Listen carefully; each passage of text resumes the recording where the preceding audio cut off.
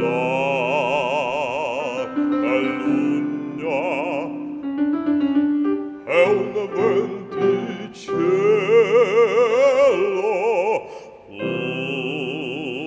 un'auretta assai gentile, che insensibile e sottile,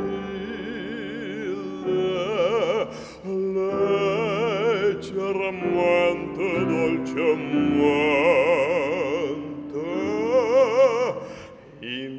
incomincia a sussurrar piano piano, terra terra, sottovoce,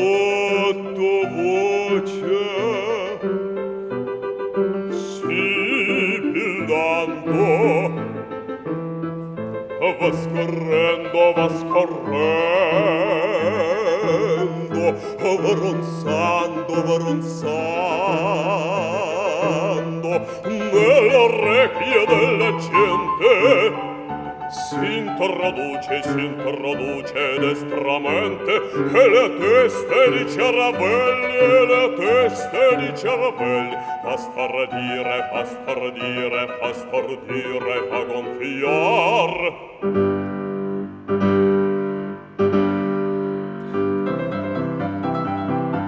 Dalla bocca fuori uscendo, lo schiamazzo va crescendo, prende forza poco a poco, vola già di loco in loco, sembra il tono la tempesta che nel sen della foresta va fischiando, brontolando e ti fa doroccellar, vola intraboco e scoppia, si propaga e si raddoppia e produce un'esplosione come una colapa di cannone, come una colapa di cannone,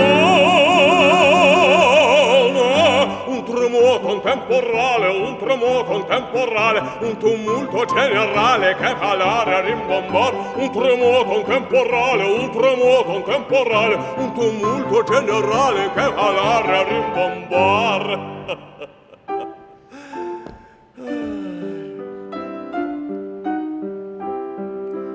Il meschino calunniato, avvilito, calpestato, sotto il pubblico flagella per gran sorte va crepar.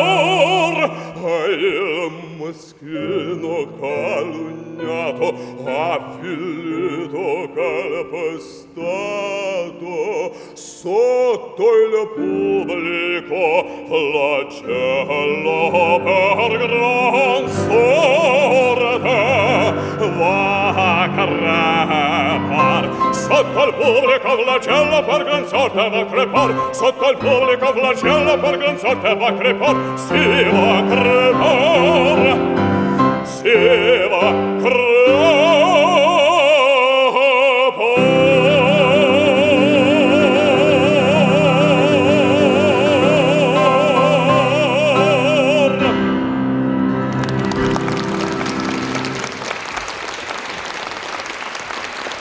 Владимир Васильев и Роман Чуйнов.